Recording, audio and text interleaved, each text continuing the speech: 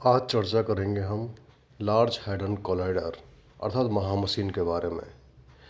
ये महामसीन जो तैयार की गई है वह तैयार की गई है ब्रह्मांड की गुत्थियों को सुलझाने के लिए। कि ब्रह्मांड के बारे में कहा जाता है कि ब्रह्मांड बिग बैंग नामक घटना के फलस्वरूप अस्तित्व में आया। ब्रह्मांड कैसे अस्तित्व में आया, इसके संबंध में बहुत तरह की थ्योरियाँ अवधारणाएं प्रचलित है, और इसमें जो सबसे अधिक स्वीकार की गई है वो थ्योरी है बिग बैंग थ्योरी। तो बिग बैंग थ्योरी में क्या हुआ है कि एक जो पॉइंट था उसमें विस्फोट हुआ, उसके बाद निरंतर हमारा ब्रह्मांड बनता चला गया, फैलता चला गया, विस्तृत होता चला गया। आकाशगंगा अस्तित्व में आई, सौरमंडल अस्तित्व में आया, ग्रह और सितारे अस्तित्व में आए।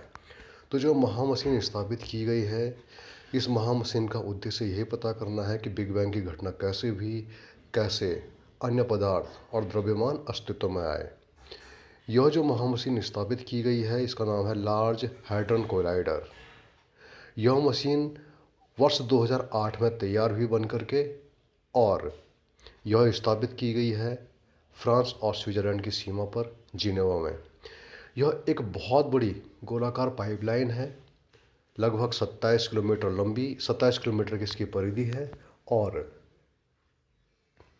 यह ज़मीन के 100 मीटर नीचे स्थापित की गई है ताकि हम बहुत ठंडे तापमान पर रिसर्च कर सकें।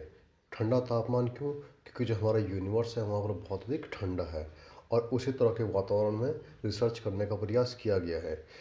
इस महामशीन में जो लार्ज हैड्रन कोलाइडर है, इसके लिए जो शब्द का प्रयोग हो रहा है वो हो रहा है महामशीन। इस महामशीन में जो तापमान रखा गया है वो रखा गया है -271 डिग्री सेल्सियस, -271 डिग्री सेल्सियस। और इस पूरे यूनिवर्स में जो सबसे ठंडा तापमान होता है वो होता है -273 डिग्री सेल्सियस। इससे अधिक ठंडा तापमान, इससे अधिक कम तापमान हम प्राप्त नहीं कर सकते हैं। ध्यान रखने की बात है कि अधिकतम तापमान की सीमा है, लेकिन न्यूनतम तापमान की एक सीमा है। अधिकतम तापमान की कोई सीमा नहीं है, हजारों लाखों डिग्री सेल्सियस हो सकता है, लेकिन मिनिमम तापमान की अभी सीमा है। हो सकता है अधिकतम तापमान की भी सीमा हो, लेकिन वो अभी तक ज्ञात नहीं की गई है। तो इस मशीन के अंदर हमारे मानव का जितना बाल होता है उससे भी 10 गुना छोटे 0.007 mm के तार लगाए गए हैं, और जिसके माध्यम से इनके अंदर जो न्यूट्रॉन है, जो प्रोटॉन है, उनके कणों को दौड़ाया जाता है, एक्सेलरेट किया जाता है, त्वरण किया जाता है। तो यह महामशीन क्या करती है? कणों का त्वरण करती है। उसके बाद इनके आपस में टक्कर कराई जाती है, टक्कर करा के इनको तोड़ा जाता है, और उसके बाद इनका अध्ययन किया जाता है। जैसे किसी भी चीज़ का अध्ययन करना हो सामान्य, तो माने जैसे बायोलॉजी में मेंढक का अध्ययन किया जाता है, तो उसके बाद उसके शरीर की शल्य चिकित्सा की जाती है, उसको काट कर देखा जाता है इसके अंदर क्या है। कोई पदार्थ है, जैसे मान लीजिए पेड़ का अध्ययन करना हो तो उसकी छाल निकाल करके उसको काट करके छांट करके देखा जाता है उसके अंदर क्या है। लेकिन जो अणु है, अणु से छोटा परमाणु, और परमाणु के अंदर न्यूट्रॉन, प्रोटॉन और इलेक्ट्रॉन।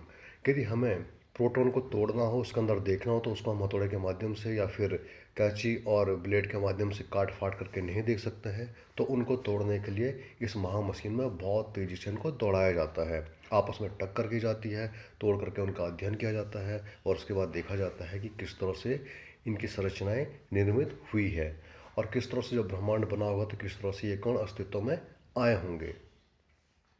वर्ष 2012 में इसकी बहुत बड़ी उपलब्धि रही है। इसने हिग्स बोसॉन कण की खोज की, गॉड पार्टिकल की खोज की। कहते हैं कि ब्रह्मांड का यह भी एक मूलभूत कण है, हिग्स बोसॉन, और इसको मीडिया ने एक ईश्वरीय तत्व अर्थात गॉड पार्टिकल कहा है।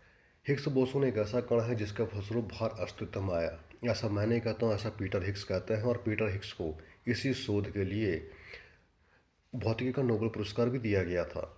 जो हिग्स बोसॉन नाम दिया गया है इस कण का, यह दिया गया हिग्स पीटर हिग्स के नाम पर, इसके खोजकर्ता थे। इसके अलावा सत्येंद्र नाथ बोस और अल्बर्ट आइंस्टीन ने भी इसके क्षेत्र में शोध और खोज किया था। तो इन तीनों के नाम से इसका नाम रखा गया हिग्स बोसॉन।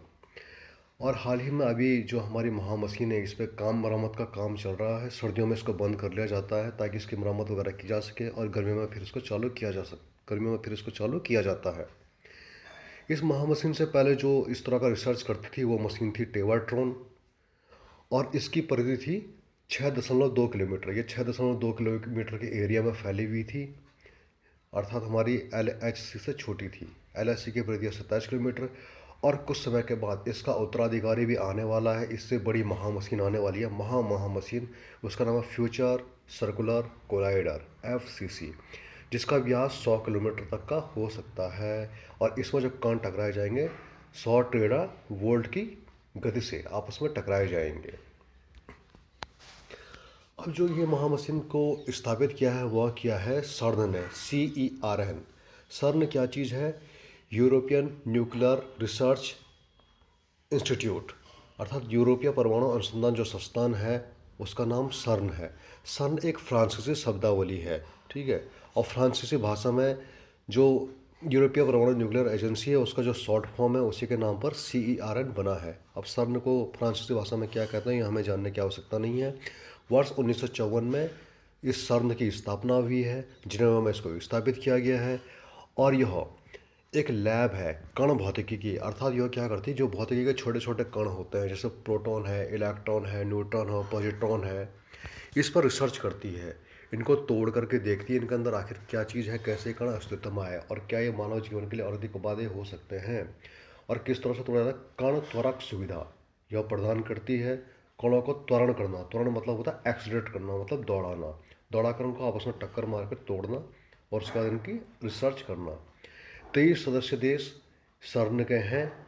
यूरोपीय परमाणु अनुसंधान संगठन में है 23 देश। बहुत ही महत्वपूर्ण क्वेश्चन है। वर्ष 1954 में इसकी स्थापना हुई, इंपॉर्टेंट है।